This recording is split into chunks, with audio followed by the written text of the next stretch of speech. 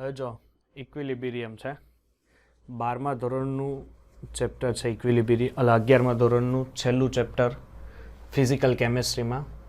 હવે ઇક્વિલિબ્રિયમ બે ભાગમાં હશે. એક હશે સંતુલનની અંદર. સંતુલન છે એ બે પ્રકારના હોય, આપણને ખબર છે. એક હોય રાસાયણિક સંતુલન,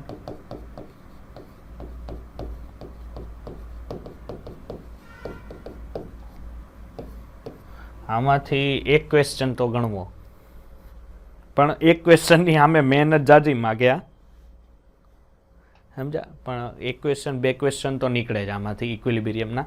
ગઈ વખતે બફર દ્રાવણમાંથી પ્રશ્ન હતો આયોનિક ઇક્વિલિબ્રિયમમાં, બરોબર. ચાલો, પછી છે આયનીય સંતુલન. ધ્યાન આપજો. હવે પહેલો પાર્ટ આપણે આ પૂરો કરશું, કેમિકલ ઇક્વિલિબ્રિયમ, અને સેકન્ડ છે આયનીય સંતુલન આપણે પૂરું કરશું. વધારે મહેનત આપણી માગશે આયનીય સંતુલનમાં, બરોબર છે. કેમિકલ ઇક્વિલિબ્રિયમ કરતાં આયનીય સંતુલન થોડુંક હાર્ડ આવે છે, એટલે એમાં ધ્યાન આપવું. હવે જો કોઈ પણ સંતુલન એટલે વસ્તુ શું થાય કે સંતુલન એટલે કે દાખલા તરીકે કોઈ પણ પ્રક્રિયકો છે, તમારો એ પ્રક્રિયકો છે અને અહીંયા બી પ્રક્રિયકો છે, એમાંથી અને ડી તમને શું મળે છે? નિપજ મળે છે. હવે દાખલા તરીકે આપણી પાસે આ પ્રક્રિયકો છે અને આ આપણી પાસે નિપજો છે. ઓકે, આ પ્રક્રિયકો છે, નિપજો છે. હવે શું થાય છે કે પ્રક્રિયકોથી નિપજ તરફ જવું એટલે શું થાય કે સર જ્યારે પણ પ્રક્રિયા આગળ વધતી હોય ત્યારે પ્રક્રિયકની સાંદ્રતા શું થાય? સર પ્રક્રિયકની સાંદ્રતામાં ઘટાડો થાય. હવે નેક્સ્ટ આગળ વધીએ કે જો જ્યારે પ્રક્રિયકો છે એ પ્રક્રિયકોમાંથી નિપજ તરફ જતી હોય તો સર શું થાય કે સર નિપજોની સાંદ્રતામાં વધારો થાય. હવે આ જ પ્રમાણે નિપજોમાંથી પાછું પ્રક્રિયકોમાં એક અમુક મોલ્સ છે એ નિપજોમાંથી પાછા પ્રક્રિયકોમાં રૂપાંતરણ થતા હોય. હવે ધ્યાન આપજો કે જ્યારે પ્રક્રિયકોમાંથી નિપજોમાં રૂપાંતરણ થતું હોય, પ્રક્રિયકોમાંથી નિપજોમાં રૂપાંતરણ થતું હોય તો આ જે પ્રક્રિયા છે આને કહેવાય પુરોગામી પ્રક્રિયા. કેવી? પુરોગામી પ્રક્રિયા. અને જ્યારે નિપજોમાંથી પાછું પ્રક્રિયકો બનતું હોય તો આને કહેવાય પ્રતિગામી દિશા. ઓકે, આ થઈ પુરોગામી દિશા અને એક થઈ પ્રતિગામી દિશા. હું તમને દાખલા તરીકે ઉદાહરણ આપું છું. તમારી પાસે અહીંયા કેલ્શિયમ કાર્બોનેટ છે, અત્યારે સોલિડ ફોર્મમાં છે. ઓકે, હવે એમાંથી જ્યારે તમે, આપણને ખબર છે કાર્બોનેટ ક્યારેક પણ લખીએ એટલે એની અંદરથી પહેલા CO2 વાયુ દૂર થાય, પ્લસ એની અંદર શું છે? કેલ્શિયમ ઓક્સાઇડ વધ્યું. ચાલો, હવે શું છે કે હવે સર આ સંયોજનોની અંદર કે અહીંથી જો હવે પ્રક્રિયકોમાંથી નિપજો બન્યા, તો પ્રક્રિયકોમાંથી નિપજો બન્યા તો આને પુરોગામી પ્રક્રિયા કહેવાશે. કેવી? પુરોગામી પ્રક્રિયા કહેવાશે. હવે એ જ પ્રમાણે આ નિપજોમાંથી પાછા પ્રક્રિયકો બનતા હોય તો આને કેવી દિશા કહેવાય? સર આને પ્રતિગામી પ્રક્રિયા. એટલે પુરોગામી પ્રક્રિયા કહેવાશે અને અહીંથી શું કહેવાશે? પ્રતિગામી. હવે જ્યારે પુરોગામી અને પ્રતિગામી પ્રક્રિયા કોઈ પણ સંયોજનમાં એક સાથે જોવા મળે, ધ્યાન આપજો, પુરોગામી પ્રક્રિયા અને પ્રતિગામી પ્રક્રિયા એક સાથે જોવા મળે તો આ જે ઘટના છે આ ઘટનાને કહેવાય પ્રતિવર્તી પ્રક્રિયા. કેવી? પ્રતિવર્તી પ્રક્રિયા. આ સંતુલન ઇક્વિલિબ્રિયમની સામાન્ય બાબતો છે. હવે જો આ જે બાબતો થઈ એમાં છે ને, હવે હું અહીંયા કહું છું, ધ્યાન આપજો. હવે આ પ્રક્રિયકો વિરુદ્ધ નિપજનો ગ્રાફ છે, બરોબર છે. આ બાજુ દાખલા તરીકે આપણે ગણીએ પ્રક્રિયકો છે, અને આ બાજુ આપણી પાસે નિપજ છે. ઓકે, હવે પ્રક્રિયકો શરૂઆત જ્યારે થઈ હોય, બરોબર છે, ત્યારે શરૂઆતમાં કોણ વધારે હોય? પ્રક્રિયકો વધારે હોય તો આ પ્રક્રિયકો અહીંયા વધારે છે. નિપજનું પ્રમાણ કેવું હોય? હાવ 0 હોય, એટલે નિપજ અહીંયા 0 છે. જેમ જેમ સમયસર પ્રક્રિયાઓ આગળ વધે એમ થાય શું કે સર ધીરે ધીરે પ્રક્રિયકોની સાંદ્રતામાં ઘટાડો થાય. રેડી? અને પછી શું થાય? નિપજની સાંદ્રતામાં સર ધીરે ધીરે વધારો થાય. એક ટાઈમ ઉપર આવે કે જ્યાં પ્રક્રિયકો એટલે કે પ્રોડક્ટ અને રિએક્ટન્સ એટલે કે આર, બરોબર છે, પ્રક્રિયકો અને પ્રોડક્ટ એકબીજાને કેવા થઈ જાય? સમાન થઈ જાય. આ જે પ્રક્રિયા સમાન થાય કે જ્યાં પ્રક્રિયકો અને નિપજની સાંદ્રતા સમાન હોય, આ જે ઘટના બને આને કહેવાય સંતુલન, કે જ્યાં પ્રક્રિયકો અને નિપજોની સાંદ્રતા એટલે કે પ્રક્રિયકો ઇઝ ઇક્વલ ટુ નિપજો બે કેવા થઈ જાય? સમાન થાય. આને કહેવાય સંતુલન. શું કહેવાય છે? સંતુલન કહેવાય છે. ચાલો, કોઈ ડાઉટ આટલામાં? ચાલો, હવે સંતુલન છે એના મુખ્ય બે પ્રકાર છે, ભૌતિક સંતુલન અને રાસાયણિક સંતુલન. એમાંથી છે ભૌતિક સંતુલન. ચાલો, ભૌતિક સંતુલનની અંદર પણ ઘણા ભાગ હોય. એમાંથી પહેલો ભાગ છે ઘન પ્રવાહી સંતુલન. હવે આ જે પ્રક્રિયા છે એ બંધ પ્રણાલીમાં થતી હોય. ચાલો, શું કરવાનું છે કે તમારી પાસે અત્યારે H2O સોલિડ છે. શું છે? H2O solid. જ્યારે હવે તમે એને પ્રક્રિયા આપો એટલે એ શું થાય? H2O લિક્વિડમાં કન્વર્ટ થાય. કેમાં? H2O લિક્વિડમાં. એટલે આ બરફ હતું. H2O સોલિડ એટલે બરફ અને H2O લિક્વિડ એટલે પાણી. સર કાંઈ સમજાણું નહીં. એક કામ કરો, એક પાત્ર લ્યો. હવે એક પાત્રની અંદર અહીંયા શું મૂકો? બરફના ટુકડા મૂકો અહીંયા. ઓકે, અને સાથે સાથે એની અંદર પાણી પણ ભરો. એટલે બરફના ટુકડા મૂક્યા છે ને પાણી ભર્યું છે. એટલે અહીંયા શું થશે ખબર? કે જેટલા બરફના ટુકડાનું પાણીમાં રૂપાંતરણ થાય ને એટલા જ પાણીનું પાછું બરફમાં રૂપાંતરણ થાય. સમજ પડે છે? જેટલા ટુકડા છે એ બરફ છે એ ઓગળીને પાણી બને, પાછું એટલું ને એટલું પાણી પાછું બરફ બને. કારણ કે એ કયા 0 ડિગ્રી સેલ્સિયસ તાપમાને હોય. એટલે જો બરફનું પાણી પણ બનતું હોય તો પાછું પાણીનું બરફ પણ બને. એટલે એ બે પ્રક્રિયા જો પુરોગામી પ્રક્રિયા થતી હોય સાથે સાથે પ્રતિગામી દિશામાં પણ પ્રક્રિયા થાય. ડન. આ થયું. આવા સંતુલનને ઘન પ્રવાહી સંતુલન કહેવાય છે. સેકન્ડ છે હવે આપણી પાસે પ્રવાહી વાયુ સંતુલન. પ્રવાહી વાયુ સંતુલન. હવે જો આ પણ એક બંધ પ્રણાલીમાં થતી પ્રક્રિયા છે. બરોબર છે? શું કરશો કે સર મારી પાસે H2O છે. આ H2O અત્યારે લિક્વિડમાં છે. આ H2O લિક્વિડમાંથી નીકળીને ગેસિયસમાં જાય છે. એટલે અહીંયા કઈ અવસ્થામાં છે? સર પ્રવાહી અવસ્થા છે અને અહીંયા વાયુ અવસ્થા છે. શું કરશો સાહેબ? ખબર ન પડી. ઉદાહરણ જોઈએ આપણે.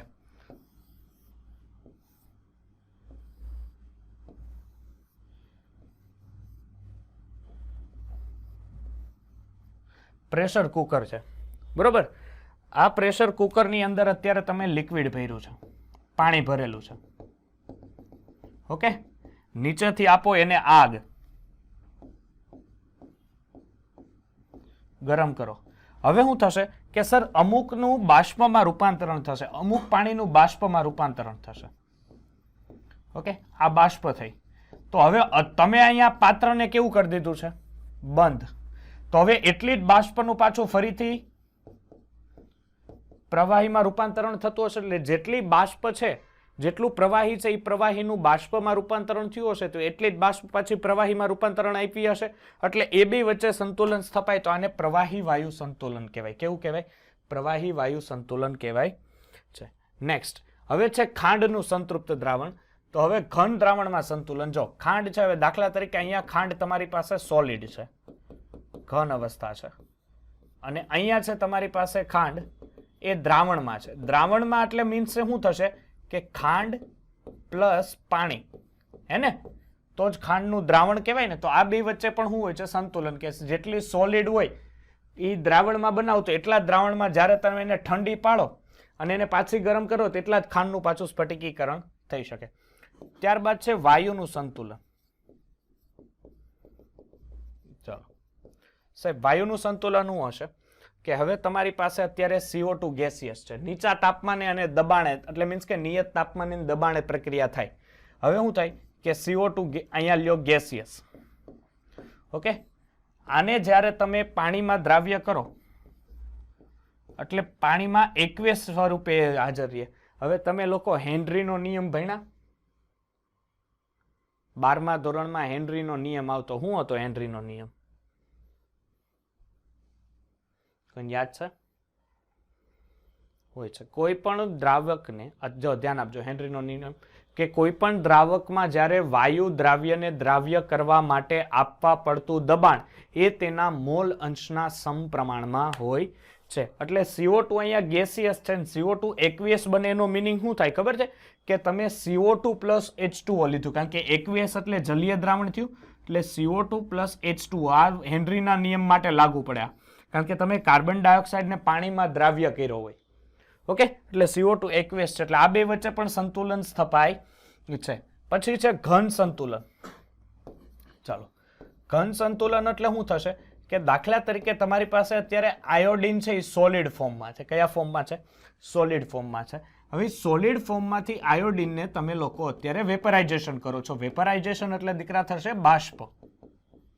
ઓકે, સોલિડ એટલે શું થાય કે સર સોલિડ એટલે આ પ્રક્રિયા થઈ ઘન. તો હવે દીકરા ઘનમાંથી બાષ્પમાં રૂપાંતરણ થાય છે. આ પ્રક્રિયાને શું કહેવાય? ઉર્ધ્વપાતન કહેવાય. કારણ કે આ પ્રક્રિયા ઉર્ધ્વપાતનની પ્રક્રિયા થઈ ને, કારણ કે ઘનમાંથી સીધું બાષ્પમાં રૂપાંતરણ થવું એ ઉર્ધ્વપાતનની પ્રક્રિયા થઈ. ચાલો, ડન. ઓકે, ચાલો હવે જો સંતુલનની સામાન્ય લાક્ષણિકતાઓ, આ લાક્ષણિકતા ઉપર એક ફટાફટ નજર મારી લઈએ કે નિયત તાપમાને બંધ પ્રણાલીમાં જ સંતુલન શક્ય છે. ઓકે, બંધ પ્રણાલી હોય તો જ સંતુલન થઈ શકે. ચાલો નેક્સ્ટ. હવે જો બીજું કે બંને પરસ્પર વિરોધી પ્રક્રમ એટલે કે પુરોગામી અને પ્રતિગામી પ્રક્રિયાઓ એક સમાન વેગથી થતી રહી છે. એટલે કે દાખલા તરીકે આ તમારું રિએક્ટન્સ છે અને આ તમારી પ્રોડક્ટ છે, તો અહીંથી જે પુરોગામી પ્રક્રિયામાં આગળ વધે વેગ અને એ જ પ્રમાણે જ્યારે પ્રતિગામી પ્રક્રિયામાં આગળ વધે તો આ બેની પરસ્પર જતી જે ક્રિયાઓ છે ને એ લગભગ કેવી હોવી જોઈએ? સમાન હોવી જોઈએ. બીજી વસ્તુ કે સંતુલન છે એ ગતિશીલ છે. ગતિશીલ એટલે કે પ્રક્રિયકો નિપજમાં જઈને પાછા નિપજો પ્રક્રિયકમાં આવે, એટલે સતત હલનચલન કરતી એ ઘટના છે. ઓકે, બીજું પ્રણાલીનું માપન કરી શકાય તેવા બધા જ ગુણધર્મ કેવા થઈ જવા જોઈએ? અચળ થઈ જવા જોઈએ. ભૌતિક પ્રક્રમ માટે જ્યારે સંતુલન પ્રાપ્ત કરવામાં આવે ત્યારે નિયત તાપમાને તેના પરિબળોનું દરેકનું મૂલ્ય કેવું થઈ જાય? અચળ. અને લાસ્ટ કે કોઈ પણ તબક્કે આવી રાશિઓની માત્રા સંતુલનને પહોંચતા પહેલા ભૌતિક પ્રક્રમ એટલે કે કેટલા અંશે આગળ વધેલ છે તે દર્શાવે છે. એટલે આ એની સામાન્ય લાક્ષણિકતાઓ થઈ. ચાલો નેક્સ્ટ. હવે જો સંતુલનના પ્રકારોમાં પેલું છે સમાંગ રાસાયણિક સંતુલન. કેવું? સમાંગ રાસાયણિક સંતુલન. હવે જો આ બે ગ્રાફ મેં તમને લોકોને હમણાં જ કીધા. ચાલો, હવે સમાંગ સંતુલન એટલે શું થાય ખબર છે? કે જે સંતુલનમાં પ્રક્રિયકો, નિપજો અને ઉદ્દીપક એક જ કલામાં હોય. ફરીથી, જે સંતુલનમાં પ્રક્રિયકો, નિપજો અને ઉદ્દીપકો એક જ કલા. એક જ કલા એટલે જો ગેસિયસ હોય તો ગેસિયસ હોય, જો સોલિડ હોય તો સોલિડ હોય, જો લિક્વિડ હોય તો લિક્વિડ હોય. ઉદાહરણ આપીને તમને સમજાવું કે દાખલા તરીકે આપણી પાસે N2 છે ગેસિયસ છે, પછી H2 છે એ ગેસિયસ છે, અને એમાંથી મળતી જે નિપજ છે એટલે કે એમોનિયા છે, 2 મોલ ઓફ એમોનિયા, આપણે સમીકરણ સંતુલિત કરવાના 3. તો આ ત્રણ વસ્તુ એટલે કે પ્રક્રિયકો અને નિપજો બે શું છે સર? સંતુલનમાં છે. એટલે સંતુલનમાં પણ કેવા સંતુલનમાં? તો આ બધા ગેસિયસ છે આને સંતુલનમાં. હવે મારી પાસે અત્યારે એસિટિક એસિડ છે, સોરી એસિટેટ છે. ઓકે, હવે આ એસિટેટની જ્યારે હું H2O સાથે રિએક્શન કરું, ઓકે, એટલે એમાંથી મને 1 mall of acetic acid plus 1 mall of methanol. ચાલો, લિક્વિડ લિક્વિડ લિક્વિડ અને લિક્વિડ બધા અત્યારે કઈ અવસ્થામાં છે? પ્રવાહી અવસ્થામાં છે. તો આ સંતુલનને કેવું સંતુલન કહેવાય? સમાંગ સંતુલન. ચાલો, હવે વિસમાંગ સંતુલન એટલે શું થશે સાહેબ? વિસમાંગ સંતુલન એટલે કે જેમાં અલગ અલગ કલાઓ હોય. જો દાખલા તરીકે આપણી પાસે છે કેલ્શિયમ કાર્બોનેટ છે, અહીંયા સોલિડ છે. જ્યારે આનું સંતુલન કરાવો એટલે કેલ્શિયમ ઓક્સાઇડ પ્લસ CO2 હોય. કેલ્શિયમ CO2 છે એ ગેસિયસ અવસ્થામાં હોય, બરોબર છે, કારણ કે ગેસ હશે. કેલ્શિયમ ઓક્સાઇડ છે એ સોલિડ છે. તો અહીંયા કલાઓ જો જુદી જુદી થઈ. તો આ જે ઘટના બને આને શું કહેવાય છે? વિસમાંગ સંતુલન. હવે જે તમે કોઈ એકાદું ઉદાહરણ આપી શકો મને વિસમાંગ સંતુલનનું? જો હું આપું કાર્બન પ્લસ H2, કાર્બન અહીંયા સોલિડ હોય અહીંયા, અને હું આપું અહીંયા H2O, આ લિક્વિડ છે. તો આમાંથી તમે લોકો કાર્બન મોનોક્સાઇડ પ્લસ H2 બનાવી શકો? તો આ કાર્બન મોનોક્સાઇડ ગેસિયસ હશે ને H2 ગેસિયસ છે. તો અહીંયા જુઓ કલાઓ જુદી જુદી થઈ ગઈ. તો આને કેવું સંતુલન કહેવાય? વિસમાંગ સંતુલન કહેવાય. અને આ જે મિશ્રણ છે આને શું કહેવાય? જળવાયુ અથવા સંશ્લેષિત વાયુ અથવા સિનગેસ તરીકે ઓળખાય છે. ચાલો,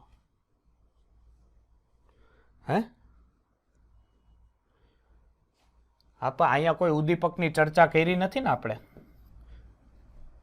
આપણે ઉદ્દીપક માંગ્યો નથી, તમને ખાલી આ સમજાવવા પૂરતું, આના ડેફિનેશનમાં અંદર નથી જવાનું કે ભાઈ આ ગેસિયસમાં છે, પછી ડેફિનેશનમાં જાવ તો સોલિડ આવશે, બરોબર છે, Fe સોલિડ આવે તો લાગુ નહીં પડે ને.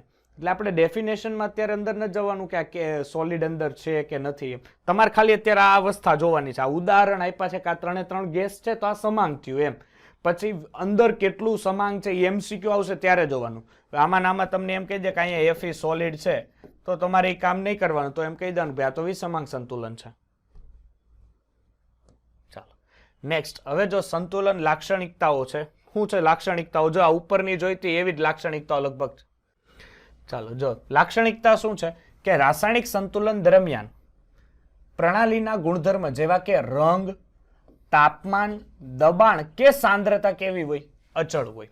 એમાં કોઈ રંગ, તાપમાન, દબાણ કે સાંદ્રતામાં કોઈ ચેન્જીસ નથી થતો, એ લગભગ અચળ હોય. બીજી વસ્તુ કે પ્રણાલીના સમગ્ર વિસ્તારમાં કેવી હોય છે? એક સમાન. જો રાસાયણિક સંતુલન પ્રાપ્ત થાય ત્યારે પુરોગામી અને પ્રતિગામી પ્રક્રિયાનો વેગ સમાન હોય. આ એક યાદ રાખજો કે જ્યારે કોઈ પણ કેમિકલ ઇક્વિલિબ્રિયમ જ્યારે સ્ટેબલ થાય ત્યારે એની અંદર પુરોગામી, બરોબર છે, એટલે કે ફોરવર્ડ રિએક્શન અને બેકવર્ડ રિએક્શન, એટલે VF અને VR તરીકે એને લખાય છે કે ફોરવર્ડ રિએક્શન અને બેકવર્ડ રિએક્શન ઇઝ સેમ. રાસાયણિક સંતુલનને અસર કરતા પરિબળો ક્યાં ક્યાં અસર કરે? સર તાપમાન, દબાણ, સાંદ્રતા વગેરે શું થાય? બદલાય તો સંતુલન ઉપર એની અસર પડે છે. જો તાપમાન, દબાણ કે સાંદ્રતા બદલાય તો સંતુલન. આ યાદ રાખજો, આમાંથી MCQ નીકળે છે. પ્રક્રિયકની શરૂઆતની સાંદ્રતા જુદી જુદી હોય તો પણ નિયત તાપમાન એટલે અને નિયત તાપમાને અને નિયત દબાણે સંતુલન અચળાંક કેવો થઈ જાય? અચળ થઈ જાય. બરોબર છે. પાંચમો પોઈન્ટ કે સંતુલન પ્રાપ્ત માટે પ્રક્રિયા ડાબીથી જમણી બાજુ એટલે કે પ્રક્રિયકથી નિપજ બાજુ અને નિપજથી પાછી પ્રક્રિયક બાજુ આગળ વધી શકે છે. કોઈ પણ સંતુલન પ્રાપ્ત કરવું એટલે ડાબીથી જમણી બાજુ અને જમણીથી પાછી ડાબી એટલે કે ફોરવર્ડ રિએક્શન અને બેકવર્ડ રિએક્શન. સંતુલન અચળાંક ઉપર ઉદ્દીપકની કોઈ અસર થતી નથી. આ ભેજામાં બેસાડજો અને તેથી નિપજનું પ્રમાણ એક સરખું જ રહે છે. પરંતુ સંતુલન આપણને ખબર છે કે ઉદ્દીપકનું કાર્ય શું છે કે સર નિપજ મેળવવાના વેગમાં વધારો કરવો. બાકી આપણે એની કોઈ પૂજા કરવાની નથી, કોઈ એને આપણે હાર ચડાવવાના નથી. ફક્ત શું કામ છે એનું કે પ્રક્રિયાના વેગમાં વધારો કરવાનો છે. એને બીજું કાંઈ કામ નથી કે સાંદ્રતા વધારી દેવી કે એવું કોઈ એનું કાર્ય છે નહીં. ચાલો શું છે કે પ્રક્રિયકની શરૂઆતની સાંદ્રતા જુદી જુદી હોય. હવે જ્યારે પ્રક્રિયક છે, હવે તમે દાખલા તરીકે કોઈ A+B લીધો, C+D લીધો, ઓકે. હવે પ્રક્રિયકની શરૂઆતની સાંદ્રતા અત્યારે જુદી જુદી છે, ખબર નથી, કારણ કે પ્રક્રિયા જ્યારે શરૂઆત થાય ત્યારે પ્રક્રિયકો એક એક હોય. દાખલા તરીકે એક એક હોય તો નિપજ 0 0 હોય. ડન હોય તો પણ નિયત તાપમાને અને નિયત દબાણે કે તમારું કોઈ નિશ્ચિત તાપમાન છે કે અથવા નિશ્ચિત દબાણ છે ત્યારે એનો સંતુલન અચળાંક એ કેવો હોય છે? કોન્સ્ટન્ટ. સંતુલન અચળાંક ક્યારે પ્રાપ્ત થાય? જ્યારે પ્રક્રિયા આગળ વધી ગઈ હોય ત્યારે. અત્યારે તમે સંતુલન અચળાંક પ્રાપ્ત કરી શકો જ્યારે પ્રક્રિયાની શરૂઆત થઈ હોય ત્યારે? ન થાય. જ્યારે એ પ્રક્રિયામાંથી નિપજો બને, આ નિપજો બન્યા પછી એનો જે સંતુલન અચળાંક છે અચળ થઈ જાય, પછી ચેન્જ ન થાય. પછી ચેન્જ ક્યારે થાય? જો તમે એની કોઈ પણ અસર કરતા પરિબળો ચેન્જ કરો ને તો. દાખલા તરીકે સાંદ્રતાને હું ફેરફાર કરું તો ફેરફાર પડી શકે, દબાણમાં ફેરફાર કરું તો સંતુલન વિખેરાય અને પાછું નવું સંતુલન પ્રાપ્ત કરી શકે. ચાલો હવે જો આ રિએક્શનો છે. હવે આપણે ગુલ્ડબર્ગ અને વાગ નામના બે વૈજ્ઞાનિક હતા, એણે સક્રિય જથ્થાના નિયમ. આ દીકરા તમને સક્રિય જથ્થો એટલે યાદ છે? જો યાદ રાખજો, સક્રિય જથ્થો એટલે શું થાય ખબર છે? સક્રિય જથ્થો એટલે થાય મોલારિટી. શું થશે? મોલારિટી. ગમે એ અટવાતા નહીં સક્રિય જથ્થા માટે. મોલારિટીને બીજું શું કહેવાય? કોન્સન્ટ્રેટેડ સાંદ્રતા. મોલારિટીનું સૂત્ર શું છે? દ્રાવ્યનું વજન ગુણ્યા 1000 છેદમાં મોલેક્યુલર વેટ ગુણ્યા દ્રાવણનું કદ ml માં. જો દ્રાવણનું કદ ml માં લ્યો તો ઉપર 1000 લખવા પડશે, લીટરમાં લ્યો તો લખવાની જરૂર નથી. ચાલો હવે જો તમારી પાસે એક રિએક્શન છે કે A mol of A plus B mol of B. It's give forward reaction એટલે VF અને બેકવર્ડ રિએક્શન આ VR. C mol of C plus D mol of D. Okay. આ રિએક્શન તમને આપેલી છે. સોરી, હું અહીંયાથી છે ને આખું સમજાવી દઉં તમને. હવે જો ફોરવર્ડ રિએક્શન છે એ કોના ઉપર આધારિત છે? તો સર ફોરવર્ડ રિએક્શન એટલે કે શરૂઆતની પ્રક્રિયા છે એ કોના ઉપર આધારિત હશે? એના પ્રક્રિયકો ઉપર. ચાલો, એટલે પ્રપોઝનલ ટુ, હવે એ આ જે કાઉન્સ દર્શાવું છું ને, કાઉન્સ દર્શાવવાનો મિનિંગ થાય એની સાંદ્રતા છે. શું છે? એની સાંદ્રતા છે. હવે આ એનો જે એ સ્મોલ એ દેખાય છે ને એને તત્વયોગમિતીય ગુણાંક છે. તો તત્વયોગમિતીય ગુણાંકને એની ઘાતમાં ચડાવી દેવાનું, એટલે આમ. ચાલો, પછી બી મોલ ઓફ બી. એ જ પ્રમાણે બેકવર્ડ રિએક્શન છે તો એ પ્રોડક્ટ ઉપર જ આધાર રાખે ને, કારણ કે બેકવર્ડ ક્યારે બને? કે જ્યારે એની પ્રક્રિયકોમાંથી નિપજો બની ગયા હોય પછી બેકવર્ડ બને. તો એ depended on product. That's why C mole of C, D mole of D. Done. હવે હું કરીશ કે સર હું ફોરવર્ડ રિએક્શન અને બેકવર્ડ રિએક્શનમાંથી પ્રપોઝનલ કાઢું તો મને નવો અચળાંક મળે કે એ મોલ ઓફ એ અને બી મોલ ઓફ બી. આ કોના માટે થયો? ફોરવર્ડ એટલે કેએફ ને VR is equal to K R. Backward reaction માટે લેશો એટલે સી મોલ ઓફ સી ના છેદમાં, એક જ minute, D mole of D. Done. હવે શું થશે? અહીંયા જુઓ, ફોરવર્ડ રિએક્શન. હવે બેયના રિએક્શન છે એને શું કરવાના છે? સંતુલિત કરવાના છે. એટલે ફોરવર્ડ રિએક્શન ઇઝ કેટલો છે? કારણ કે VF is equal to VR. VF is equal to VR. Why VF is equal to VR? કારણ કે સંતુલન પ્રક્રિયાનો વેગ સમાન થઈ જાય. રેડી ને? ચાલો, તો ફોરવર્ડ રિએક્શન માટે A mole of A, B mole of B is equal to K R. શું થશે sir? Backward reaction C mole of C, D mole of D. આ કે આર અહીંયા ભાગાકારમાં છે, આ બાજુ ગુણાકારમાં છે, આ બાજુ આવે તો ભાગાકારમાં. અને આ એ મોલ ઓફ એ ગુણ્યા બી મોલ ઓફ બી શું છે? અહીંયા ગુણાકારમાં, છેદમાં જાય તો ભાગાકારમાં. એટલે અહીંયા થશે કેએફ ના છેદમાં K R is equal to C mole of C, D mole of D ના છેદમાં A mole of A, B mole of B. અને અહીંયાથી જો આગળ વધીએ તો કેએફ ના છેદમાં કે આર એને કહેવાશે સંતુલન અચળાંક કેસી. અને આ સંતુલન અચળાંક કેસી એટલે C mole of C into D mole of D ના છેદમાં એ મોલ ઓફ એ અને બી મોલ ઓફ બી. ડન. ચાલો, હવે આ જે તમને મળ્યું આ કોનું સૂત્ર હતું? સંતુલન અચળાંકનું. કોનું? સંતુલન અચળાંક. ધ્યાન આપજો, ફરીથી કહું છું કે આ કાઉન્સ દર્શાવેલો છે એ દર્શાવે છે સાંદ્રતા. શું દર્શાવે છે? સાંદ્રતા. મોલ નથી દર્શાવતી. શું દર્શાવે છે? સાંદ્રતા દર્શાવે છે. અને આનું સૂત્ર હવે તમારે કોઈ પણ વખતે યાદ રાખવાનું. આ કોની સાંદ્રતા છે? નિપજની સાંદ્રતા છે. એટલે અહીંયા યાદ રાખવાનું નિશા ના છેદમાં પસા. હું નિશાના છેદમાં પસા. નિપજની સાંદ્રતાના છેદમાં પ્રક્રિયકની સાંદ્રતા. નિશાના છેદમાં પસા, નિશાના છેદમાં પસા, એવું બોલતું રહેવાનું. ડન. ચાલો, નેક્સ્ટ આપણે જોઈએ. હવે છે તમારી પાસે કેપી નું સૂત્ર છે. કેનું છે? કેપી નું. તો કેપી માટે તમારે શું કરવાનું છે? કેસી એટલે કોન્સન્ટ્રેશન હતું, સાંદ્રતા. કેપી માટે શું લાગુ પડવાનું? કે સર આ જ વસ્તુ હું રહેવા દઉં, પણ અહીંયા મારે પ્રેશર લેવું પડશે. એટલે જે ગેસિયસ સ્ટેટમાં હશે એવા કમ્પાઉન્ડ માટે જ આ લાગુ પડશે. કોના માટે? જે ગેસિયસ સ્ટેટમાં હશે. એટલે pressure of C raise to C, pressure of D raise to D ના છેદમાં pressure of A raise to A અને pressure of B raise to B. Okay, ચાલો, હવે આ કોષ્ટક તમારા માટે બહુ ઇમ્પોર્ટન્ટ છે. હવે જો આ પ્રમાણે કેએક્સ એટલે મોલન્સ માટે આ લાગુ પડે. એક જો રિએક્શન મેં ફરીથી લખું છું, અહીંયા ધ્યાન આપજો. A mole of A plus B mole of B it's give C mole of C plus D mole of D. આના માટે કેસી શું હતો સર? આના માટે કેસી હતો C mall race to C, D mole of race to D છેદમાં એ raise to A અને બી raise to બી. જો ખાસ મેં તમને પહેલાં કીધેલું તું આના ક્લાસ તમે મિસ ના કરતા, બરોબર છે? ઇક્વિલિબ્રિયમના ક્લાસ કમ્પલસરી મિક્સ ન કરવો. જો હવે શું થાય કે આ રિએક્શનને હું ઊંધી કરું, આ રિએક્શનને હું કરું? ઊંધી રિએક્શન કરું એટલે C mole of C plus D mole of D it's give A mole of small A mole of A plus B mole of B. તો હવે આના માટે મારે જો નવો અચળાંક લખવો પડે એને હું અચળાંકને હું કહીશ? કેસી ડેશ કહીશ. તો આને હું નવો અચળાંક, કારણ કે સમીકરણ એ જ છે, મેં ખાલી ચેન્જ કર્યો છે એટલે કેસી ડેશ હું લખીશ?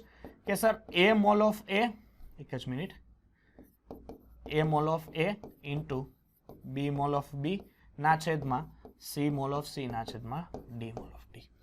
હવે આ કેસી ડેશ થી કેમ પ્રાપ્ત થાય ખબર? સર જો હું કેસી ડેશ મારે પ્રાપ્ત કરવું હોય તો KC dash is equal to 1 upon KC લખી નાખું ને તો મને કેસી ડેશ જ પ્રાપ્ત થાય. નો સમજાય? સમજાય. જો હવે 1 અપોન કેસી એટલે કેસી નું સૂત્ર શું થાય કે C mole of C into D mole of D ના છેદમાં એ મોલ ઓફ એ ના છેદમાં બી મોલ ઓફ બી. છેદનો છેદ અંશમાં, તો છેદનો છેદ અંશમાં જાય તો A mole of A into B mole of B ના છેદમાં સી મોલ ઓફ સી ના છેદ into D mole of D. તો આ કેસી ડેસ્ક નું જ આવ્યું હતું. જો તો કેસી ડેસ્ક નું સૂત્ર છે. તો કેસી ડેસ્ક નું સૂત્ર સર મને કેમ પ્રાપ્ત થયું ખબર? હું 1 અપોન કેસી કરું એટલે કેસી ડેસ્ક નું સૂત્ર પ્રાપ્ત થાય. ધેટ્સ વાય આપણું જો કેસી ડેસ્ક મેળવવાનું થાય તો 1 અપોન કેસી. રેડી? હવે જો કેસી ડબલ ડેસ્ક એટલે એની અંદર મોલની સંખ્યા હોય તો આ થશે. હવે અહીંયા ધ્યાન આપો કે એ gives b, તો આને હું અચળાંક આપું k1. આ ઇમ્પોર્ટન્ટ છે. એ ઇટ્સ ગીવ b અચળાંક આપું k1. હવે હું કરું કે સર p gives q, તો આને હું અચળાંક આપું k2. હવે શું છે કે a પ્લસ p, બહુ ધ્યાનથી જાજો, a પ્લસ p એટલે બે પ્રક્રિયકો, it's give b plus q. એટલે કે પ્રક્રિયકોનો સરવાળો અને નિપજનો સરવાળો, એટલે એનો મિનિંગ શું થાય કે બેયના સંતુલન અચળાંકનો ગુણાકાર, કુલ k કેટલો થશે એનો? k is equal two k1 into k2. Done. હવે જો આ જ પ્રક્રિયામાં હું કરું, નિપજો છે, નિપજો એને હું આ તરફ, એટલે આ નિપજ છે એને હું અહીંયા રહેવા દઉં, પણ આ q છે એને આ બાજુ લઈ લઉં, એટલે a plus q it's give b plus p. એટલે હવે શું થશે? k is equal two k1 ના છેદમાં k2. બરોબર છે? એમસીક્યુ જ્યારે જોશું ને ત્યારે આપણે વધારે બેટર રીતે સમજશું. બરોબર? એટલે અત્યારે ખાલી આ કોષ્ટક છે ને એ આઈએમપી માં છે. કોષ્ટક ખાસ યાદ તમારે યાદ રાખવાનું રહેશે કે જ્યારે નિપજોના મોલનો ગુણાકાર થાય, જ્યારે સરવાળો થાય, જ્યારે પ્રક્રિયકોનો ફેરફાર કરો ત્યારે હું ફેરફાર જોવા મળે એ બધી વસ્તુ. ચાલો હવે જો કેપી કેસી વચ્ચેનો સંબંધ, તો હું તમને કેપી બનાવતા શીખવાડી દઉં. બરોબર છે? આ કેપી કેસી કેવી રીતના આપે ને હું બનાવતા શીખવાડી દઉં. પછી પાછું વારંવાર એનસીઆરટી પ્રમાણે શીખવાડીશ નહીં, એટલે ખાસ અત્યારે ધ્યાન રાખજો. જો અહીંયા ધ્યાન આપો, આ સૂત્ર હું તમને બનાવતા શીખવાડું કેપી અને કેસી વચ્ચેનું. હવે આપણી પાસે એક સૂત્ર હતું, a mole of a plus b mole of b it's give c mole of c plus d mole of d. હવે હું કરું દીકરા, અહીંયા ધ્યાન આપજો કે આ પ્રક્રિયા માટે હું પહેલા કેપી લખું. તો કેપી જો હું લખીશ તો કેપી એટલે શું થાય કે pressure of c mole of c અને pressure of d mole of d. કારણ કે આપણે અત્યારે કોના માટે લખીએ છીએ? પ્રેશર માટે લખીએ છીએ, એટલે ગેસીય સ્ટેટમાં એટલે p લખવું પડશે. પછી pressure of a mole of a અને pressure of b mole of b. Okay. હવે તમને એક સૂત્ર યાદ હતું આદર્શ વાયુ સમીકરણનું, પાવાગઢની RT, PV is equal to nRT. Okay. હવે v ને આ બાજુ છેદમાં જવા દો એટલે n બાય v RT. દીકરા n બાય v એટલે શું થાય? સાંદ્રતા થાય. મોલના છેદમાં લીટર, મોલારિટીનું સૂત્ર હતું ખબર? મોલારિટી ઇઝ ઇક્વલ ટુ મોલના છેદમાં લીટર. તો આ થઈ સાંદ્રતા RT. ઓકે. તો આ દાખલા તરીકે પ્રેશર ઓફ A ની સાંદ્રતા થાય તો પ્રેશર ઓફ A, તો અહીંયા A RT લખાય. અહીંયા પ્રેશર ઓફ B, તો અહીંયા B ની સાંદ્રતા લખાય RT. પછી શું છે? પ્રેશર ઓફ C, તો C RT. અને અહીંયા શું છે? પ્રેશર ઓફ D, તો D RT. ચાલો હવે PC, PB, PD અને PA બધાની વેલ્યુએશન સર મારી પાસે છે, સમીકરણમાં મૂકો. આને હું આપી દઉં સમીકરણ 1. અહીંયા હું કરું કે આ કિંમત સમીકરણ 1 માં મુક્તા માસી, એટલે મુક્તા એમ, મુક્તા માસી નહીં.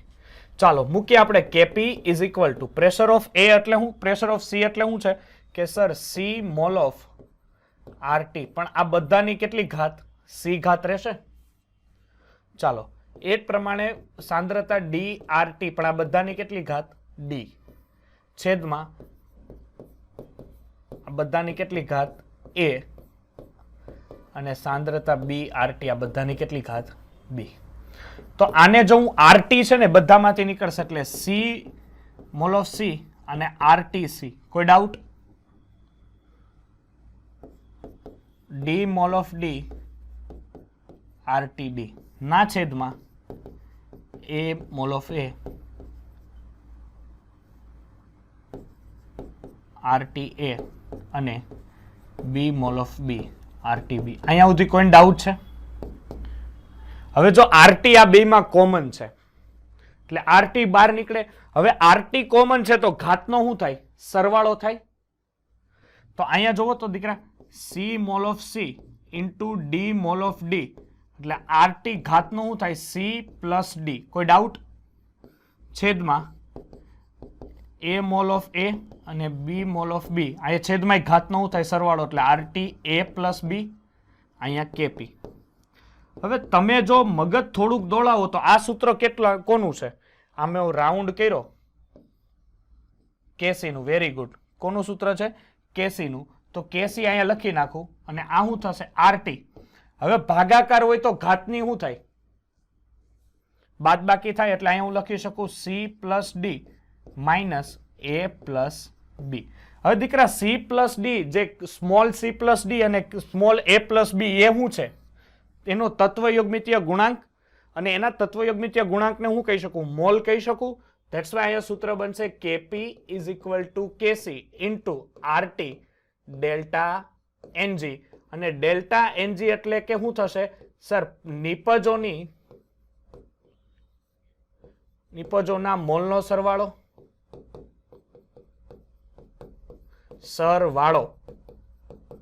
માઇનસ પ્રક્રિયકોના મોલનો સરવાળો. રેડી? આ રીતના તમારું કેપી કેસી વચ્ચેનું સૂત્ર પ્રાપ્ત થશે. હવે જો કેપી કેસી ના સૂત્ર પ્રમાણે અહીંયા ધ્યાન આપજો. KP is equal to KC into RT delta NG. હવે જો એનજી ની વેલ્યુ 0 હોય, દાખલા તરીકે આપણે પહેલો પોઈન્ટ લઈએ, એનજી ની વેલ્યુ 0 એટલે કોઈ પણ ની ઉપર 0 ઘાત એટલે એને શું કહેવાય? 1 કહેવાય. That's why KP is equal to કેસી થાય જો ડેલ્ટા એનજી શું હોય? 0 હોય. ચાલો હવે જો બીજો પ્રશ્ન છે કે કેપી ઇઝ ઇક્વલ ટુ કેસી. હવે આરટી હવે ડેલ્ટા એનજી કેટલું કે છે? 0 કરતા મોટું કે છે. 0 કરતા મોટું એટલે અહીંયા શું થાય કે કોઈ પણ વેલ્યુ દાખલા તરીકે 2 લ્યો એટલે આરટી નો વર્ગ થયો. હવે આરટી નો વર્ગ ગુણ્યા કેસી એટલે આખું મૂલ્ય કેવું થયું? કેપી થયું. કેપી નું મૂલ્ય વધ્યું. ધેટ્સ વાય આપણે કહેશું કેપી ઇઝ ગ્રેટર ધેન કેસી. જો દાખલા તરીકે હવે ત્રીજો પોઈન્ટ કયો કે હવે એમ કે છે કે એનું મૂલ્ય 0 કરતા નાનું. દીકરા જો 0 કરતા નાનું હોય 2 જ લો પણ આ -2 લો. હે ને? કારણ કે 0 કરતા નાનું એટલે માઇનસ જ થાય. હવે કેસી જો આરટી 0 કરતા એટલે અહીંયા 1/r નો વર્ગ થયો એવું કહી શકે ને? હે? લોજિકલી વિચારજો. 1/r નો. હવે છેદમાં આરટી નો વર્ગ ને ભાગ્યા કેસી એટલે કુલ કેપી નું મૂલ્ય કેવું થયું? નાનું થયું. That's why KP is less than KC. પડશે સમજ? જો અહીંયા ડેલ્ટા એનજી ની વાત કરે છે. કોની?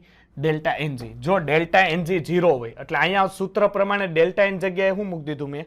0 મૂક્યું. હવે જો કોઈ પણ ની 0 ઘાત હોય એટલે શું કહેવાય એને? 1. કોઈ પણ ની 0 ઘાત એટલે 1. એટલે 1 લ્યો એટલે કેસી ની અહીંયા 1 થઈ જાય. આરટી ઇઝ ઇક્વલ ટુ 1 થઈ જાય તો કેપી ઇઝ ઇક્વલ ટુ કેસી થાય.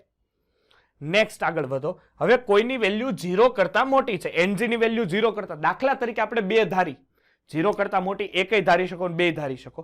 હવે 2 આ હોય એટલે આની વેલ્યુ કઈક ગુણાય કેસી યારે. હવે જો આ દાખલા તરીકે આ 2 1 1 છે. ઓકે? 2 1 છે. અથવા તમે સમજી લો કે આ 2 2 2 છે. સમજો ને? આ 2 2 2. હવે આની વેલ્યુ કઈક 2 આન આરટી 2 છે તો 2 ને 2 4 એટલે કુલ કેપી કેટલો થયો? કેસી ની સાપેક્ષમાં મોટો થયો.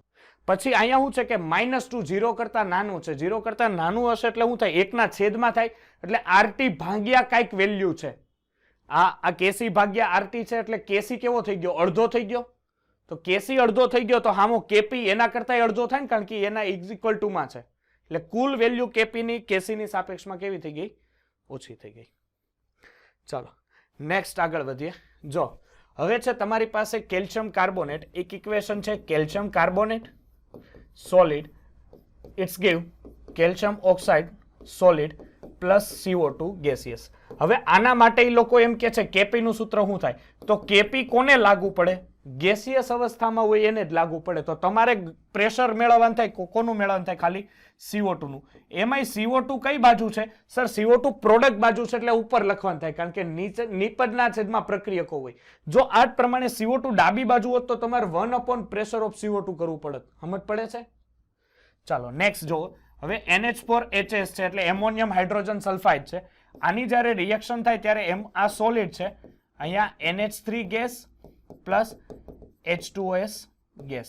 હવે આના માટે કેપી લખવાનું થાય તો સોલિડ ને ગણવાના નહીં. કોના માટે પ્રેશર લાગુ પડે, ગેસિયસ ને, તો પ્રેશર ઓફ NH3 ના છે ગુણ્યા પ્રેશર ઓફ H2S. ઓકે, ચાલો નેક્સ્ટ આગળ વધીએ. શું છે કે sir NH4 C double bond O NH4 plus 2 mole of ammonia plus CO2. ચાલો આનો પ્રેશર લખીએ તો સર કેપી.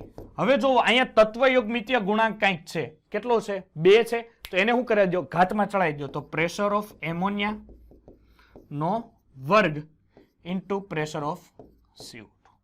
કોઈ ડાઉટ પડે? આવડે? ચાલો સરસ, આગે बढ़ते हैं हम. સંતુલન અચળાંક પરથી તમને ખબર પડવી જોઈએ કે પ્રક્રિયા પુરોગામી દિશામાં છે કે પ્રતિગામી દિશામાં છે. ઓકે, જો કોઈ પણ તબક્કે રાસાયણિક પ્રક્રિયા કઈ દિશામાં થાય છે એની તમને માહિતી છે સંતુલન અચળાંક પરથી કહી શકાય. હવે જાઓ, પ્રક્રિયા ભાગ પડશે. હવે આપણે શું કરતા ખબર છે, ફરીથી એ જ આપણે વારંવાર ભણવાનું થાય છે. A mole of A, B mole of B, it's give C mole of C અને D મોલ ઓફ D. હવે શું થાય કે આના માટે Kc લખો. ચાલો Kc માટેનું મૂલ્ય શું થશે કે સર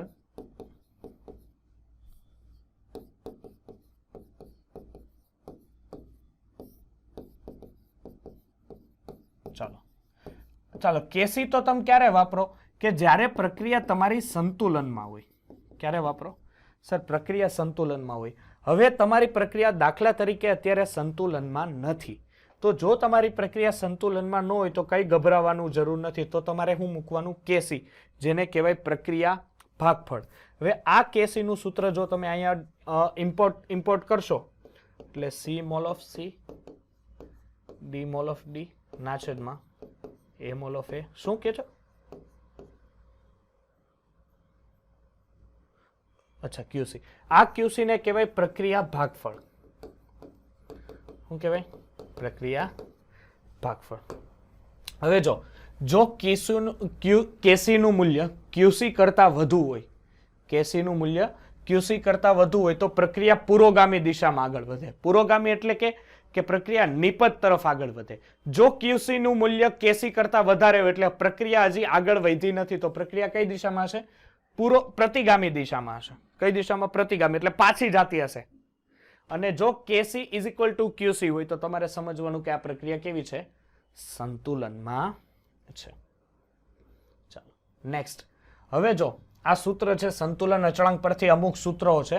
આ સૂત્રો તમે યાદ રાખજો કે એક છે ઉષ્માગતિશાસ્ત્રમાં મુક્ત ઉર્જા ફેરફાર ડેલ્ટા G અને સાંદ્રતા ભાગફળ QC વચ્ચેનો સંબંધ, જેને delta G is equal to delta G0. બરોબર છે? પેલા છે ને આ સૂત્ર તમને લખાઈ દઉં, delta G is equal to minus RT ln K. Okay, મારુતિ લંકા. Delta G is equal to મારુતિ લંકા. મારુતિ લંકા એટલે માઇનસ રૂતિ, મારુતિ ln K લંકા એટલે મારુતિ લંકા યાદ રાખવાનું. આને ડેલ્ટા G0 નું સૂત્ર થયું મારુતિ લંકા. ચાલો હવે જો એના ઉપરથી એક delta G is equal to delta G0 plus RT ln QC. Okay, ચાલો જો ડેલ્ટા G0 શું છે? પ્રમાણિત મુક્ત ઉર્જા ફેરફાર. એ તો આપણને ખબર છે, થર્મોડાયનેમિક્સમાં ભણ્યા છે.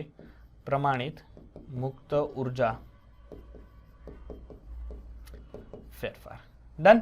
જો delta G is equal two 0 થઈ જાય તો QC is equal two Kc. હવે એના જ ઉપરથી એક સૂત્ર તમારી પાસે છે. જો QC 0 થાય, શું થાય? જો QC 0 થાય તો તમને આ સૂત્ર મળે, કારણ કે QC 0 એટલે આ બધી વસ્તુ થશે 0. હવે જો આ સમીકરણ પ્રતિઘાતાંક લેતા તેને નીચે મુજબ લખી શકાય. હવે જો પ્રતિઘાતાંકમાં છે ને બહુ અટવાતા નહીં હો, આમાં છે ને જેટલું બને એમ પ્રતિઘાતાંકથી દૂર રહેવાનું. તો છતાં હું તમને કહી દઉં છું, જો આ રીતનું, કારણ કે આપણને કેમિકલ કાઇનેટિક્સમાં પ્રતિઘાતાંક આવે છે. આહેર્નિયસનું સમીકરણ આવે, ખબર? આહેર્નિયસનું સમીકરણ આવે, એમાં પ્રતિઘાતાંક આવે.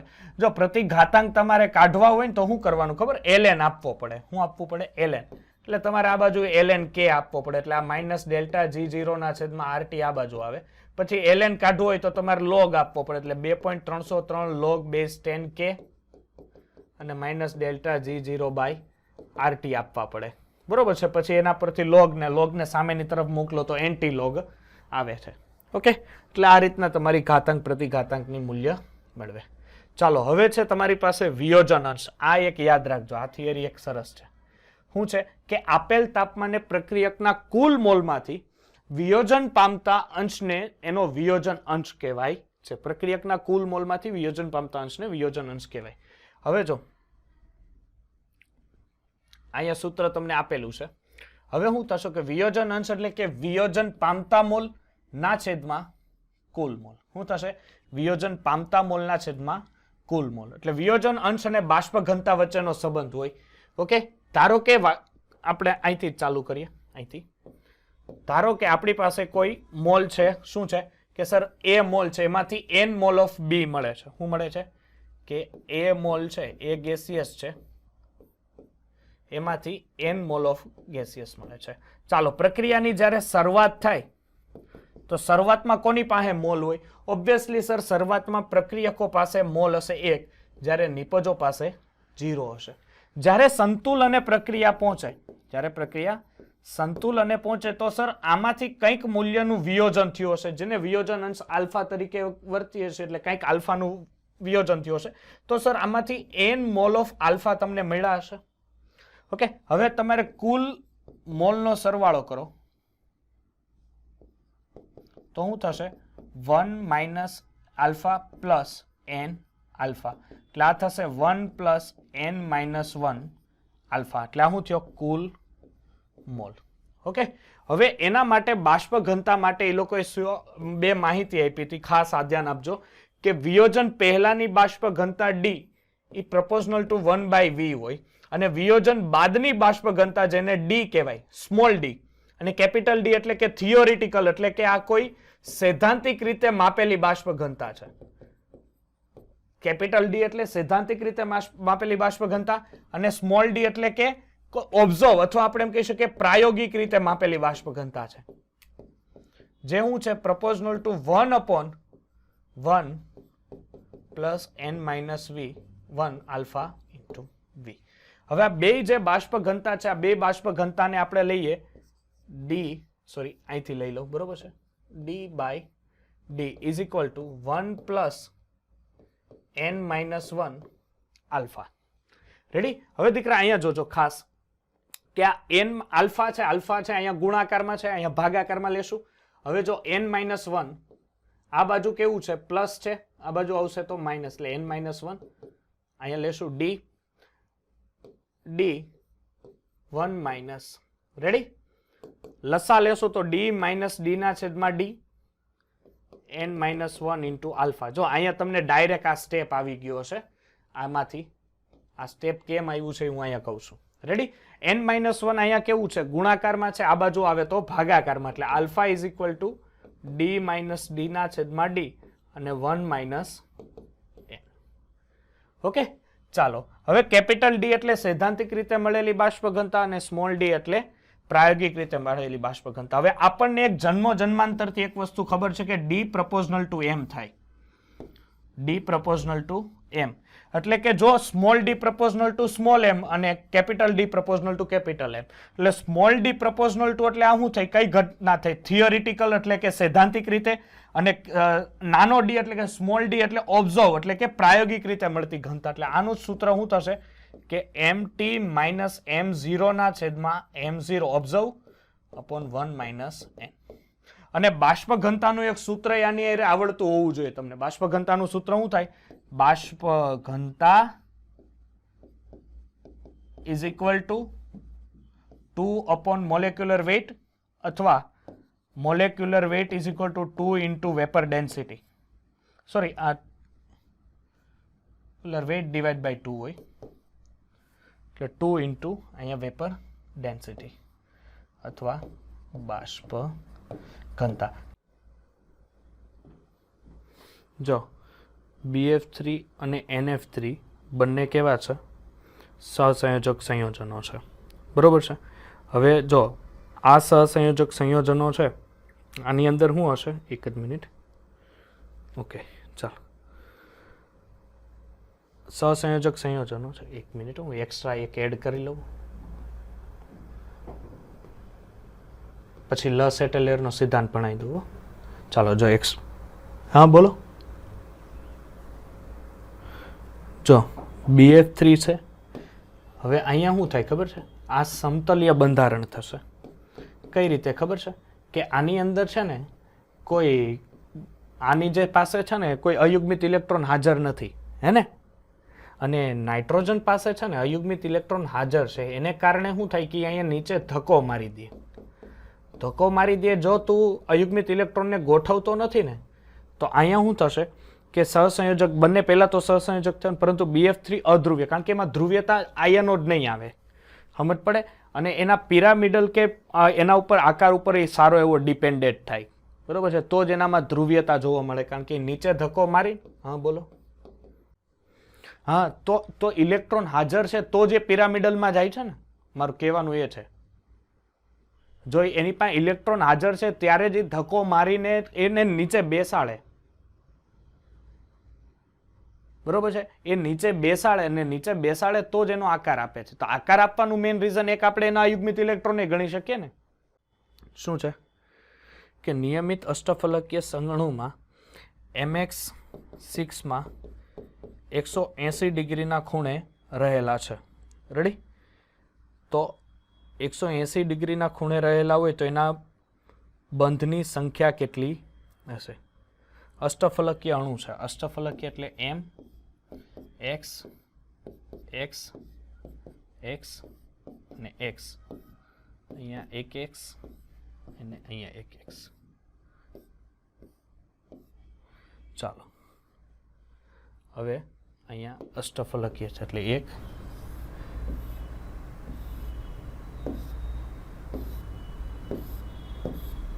ચાલો, આ રીતનું બંધારણ છે એનું. તો હવે 180 ડિગ્રીના ખૂણે છે નિયમિત. તો MX બંધની સંખ્યા કેટલી હશે? આઈ થિંક 2 જવાબ આવવો જોઈએ.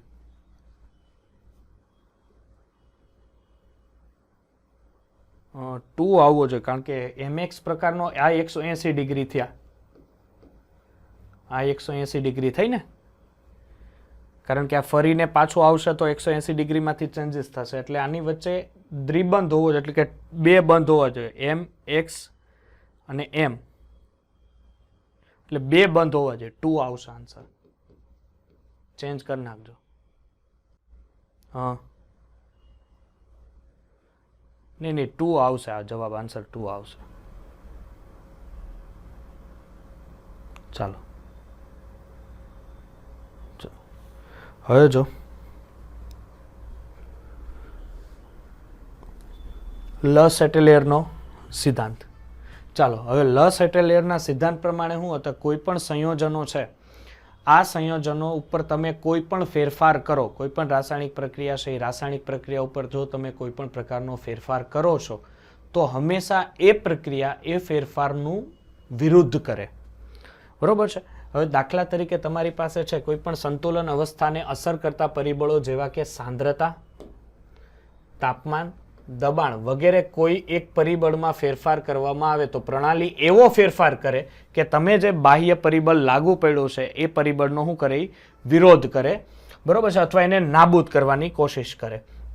હવે જો પ્રણાલીમાં પ્રક્રિયકો અથવા નિપજો ઉમેરીને એની સાંદ્રતામાં વધારો કરવામાં આવે તો પ્રક્રિયા એવી રીતે થશે કે જેથી સાંદ્રતાનો વધારો ઉપયોગમાં આવે, એટલે કે પ્રક્રિયકની સાંદ્રતા વધારવામાં આવે તો આ સંતુલન પુરોગામી દિશામાં ખસીને નિપજની સાંદ્રતા વધારે. જો પ્રક્રિયકો અથવા નિપજની પ્રણાલીમાંથી દૂર કરવામાં આવે એટલે સાંદ્રતામાં જો ઘટાડો કરો તો પ્રક્રિયકો એવી રીતે થશે કે જેથી દૂર કરાયેલ પ્રક્રિયક અથવા નિપજ ફરીથી પ્રસ્થાપિત કરી શકે. આ રીતના પ્રક્રિયકો અને નિપજોની સાંદ્રતામાં કોઈ પણ ફેરફાર કરવામાં આવે તો સંતુલનનો ફેરફાર એનો ન્યૂનતમ ફેરફાર કરે છે. જો હું ઉદાહરણ આપું કે દાખલા તરીકે તમારી પાસે N2 plus H2 it's give 2 mole of ammonia છે દાખલા તરીકે અહીંયા છે. હવે દાખલા તરીકે જો હું આ પ્રક્રિયકની સાંદ્રતા આ તરફ વધારું છું એટલે કોઈ પણ ફેરફાર એટલે અહીંયા મેં પ્રક્રિયકની સાંદ્રતા શું કરી? પ્રક્રિયકની સાંદ્રતામાં ફેરફાર કર્યો. તો આ પ્રક્રિયકની સાંદ્રતા ફેરફાર કરું તો એ કઈ બાજુ ભાગે? કે સર એ નિપજ બાજુ ભાગવાની કોશિશ કરે. કઈ બાજુ?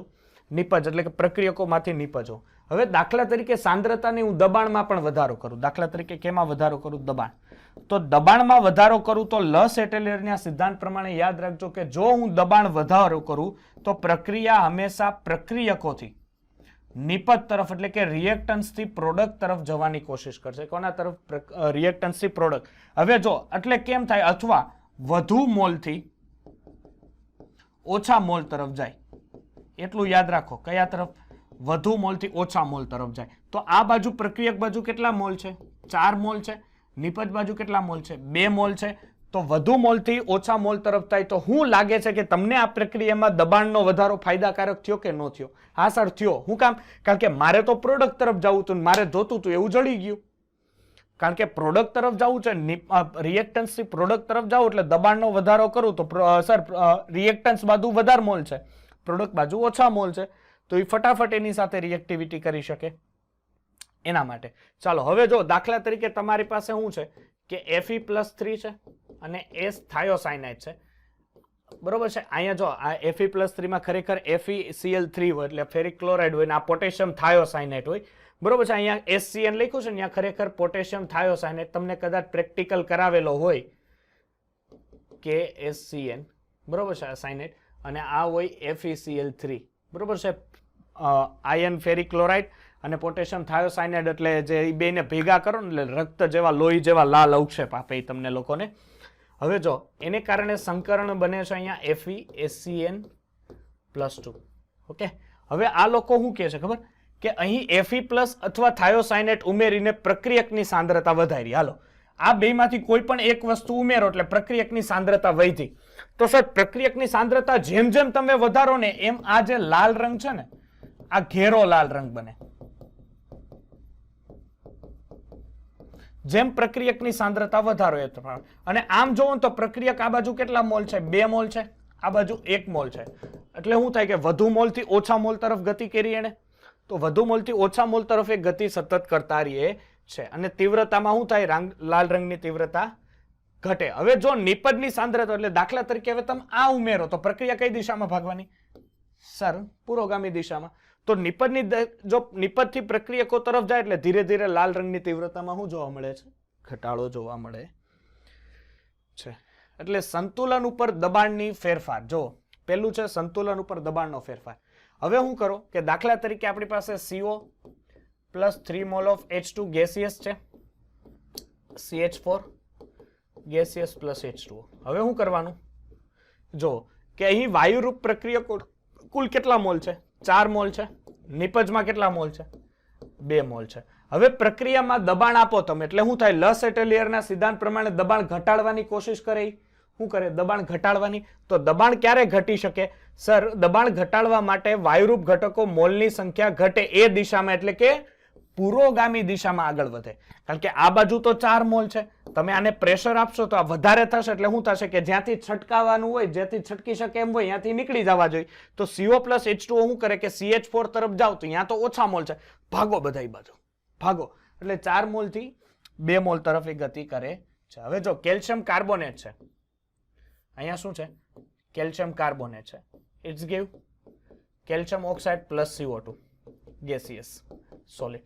હવે જો અહીંયા પ્રક્રિયકોના મોલ કેવા છે? 0. પણ કોના મોલ ગણવા ને કોના નો ગણવા? તો ગેસિયસના જ ગણવા. કારણ કે તમે અત્યારે પ્રેશરની ચર્ચા કરો છો. સોલિડને પ્રેશર નો લાગે. ડન. હવે તમે અહીંયા તમે આગળ વધો તો અહીંયા જુઓ આ બાજુ છે. તો હવે સર ઓબ્વિયસલી તમે જો પ્રેશર આપવાનો તો કઈ બાજુ પ્રેશર લાગવાનું? નિપજ તરફ લાગવાનું. કારણ કે નિપજ તરફ CO2 છે એટલે પ્રેશર અહીંયા લાગે. જો પ્રેશર અહીંયા લાગે તો એ કઈ બાજુ ગતિ કરે? કે જે બાજુ ગેસના ઓછા મોલ હોય એ બાજુ. તો એ ઓબ્વિયસલી સર પ્રોડક્ટ ટુ નિપજ ટુ રિએક્ટન્સ કરે. તો નિપજ ટુ રિએક્ટન્ટ જો પ્રક્રિયા કરે તો તમે તો લોચો કર્યો સાહેબ. કેમ? આ તો સર નિપજમાંથી પ્રક્રિયકો બન્યા, અને જો નિપજમાંથી પ્રક્રિયકો બને તો હું તમારા માટે આ ફાયદાકારક છે? નહીં. એટલે કેલ્શિયમ કાર્બોનેટની જે પણ પ્રક્રિયામાં થાય એમાં દબાણનો વધારો તમારા માટે ફાયદાકારક નથી. એટલે અહીંથી હવે ભેજામાં ખૂટશે કે કઈ પ્રક્રિયામાં દબાણનો વધારો ફાયદાકારક છે કે કઈ પ્રક્રિયામાં દબાણનો વધારો નથી ફાયદાકારક. એ તમને આ રિએક્શનથી આવી લસ એટેલિયરના સિદ્ધાંત ઉપરથી ખબર પડે, સમજ પડે. એટલે ઇનઓર્ગેનિક માટે આ એક લસ એટેલિયરનો સિદ્ધાંત એ ઘણો કામ આવે. કારણ કે કઈ હવે તમને એવી રિએક્શન નથી સમજાતી સર આમાં પ્રેશર લખવું કે નથી લખવું, તો તમારે શું જોવાનું રહે કે આ પ્રક્રિયામાં તમારે લસ એટેલિયરનો સિદ્ધાંત લાગુ પાડીને જોઈ લેવાનું કે જો હું પ્રોડક્ટમાં કે નિપજમાં બે એક જ થયું, પ્રોડક્ટ કે રિએક્ટન્સમાં જો હું ફેરફાર દબાણનો કરું તો શું એ ફેરફાર પુરોગામી દિશામાં જાય છે? જો પુરોગામી દિશામાં થતો હોય તો એ દબાણનો વધારો મારા માટે ફાયદાકારક હોવો જોઈએ.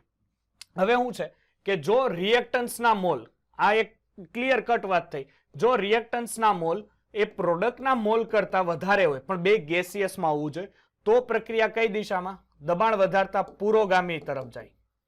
જો પ્રોડક્ટના મોલ અહીંયા જો રિએક્ટન્સના મોલ એ પ્રોડક્ટ કરતા કેવા હોય? ઓછા હોય. તો તમારે સમજવાનું કે પુરોગામી પ્રક્રિયાની જ આ લોકો શું કહે છે? દબાણ વધારતા. ઓકે, પુરોગામી લેવું હોય તો શું થાય? દબાણ વધારતા. અને જો પુરોગામી તમારે લેવું હોય તો દબાણ ઘટાડતા. ઓકે, એક જ વસ્તુ થઈ, ખાલી દબાણ વધારતા. જો અહીંયા દબાણ વધારતા લખો તો અહીંયા પ્રતિગામી થઈ જાય, હે ને?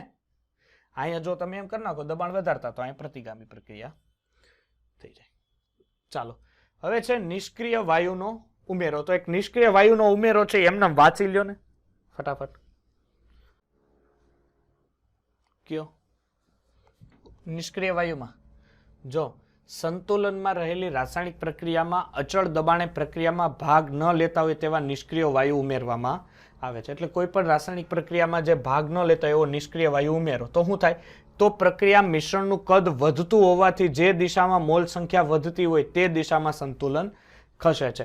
એટલે શું થાય કે આ પ્રક્રિયામાં નિષ્ક્રિય વાયુ તમે જે ઉતારો, હવે આ નિષ્ક્રિય વાયુ પેલો તો કેવો હોવો જોઈએ કે જે પ્રક્રિયા સાથે કોઈ પણ રિએક્ટિવિટી કરતો હોવો જોઈએ નહીં. બીજી વસ્તુ કે જો મિશ્રણનું કદ વધતું હોય, મિશ્રણનું કદ વધે તો એ જે દિશામાં મોલ સંખ્યા વધતી હોય ને એ જ દિશામાં જાય, બરોબર છે?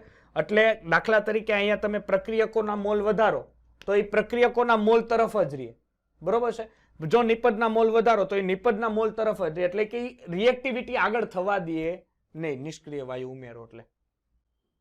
ચાલો, હવે જો ઉષ્મા શોષક પ્રક્રિયા અને ઉષ્મા ક્ષેપક પ્રક્રિયા ખબર પડશે. શોષક કોને કહેવાય? ક્ષેપક. જે સંયોજનો ઉષ્માનું શોષણ કરે એને શોષક કહેવાય, અને જે સંયોજનો ઉષ્મા ગુમાવે એને શું કહેવાય? ઉષ્મા ક્ષેપક પ્રક્રિયા કહેવાય.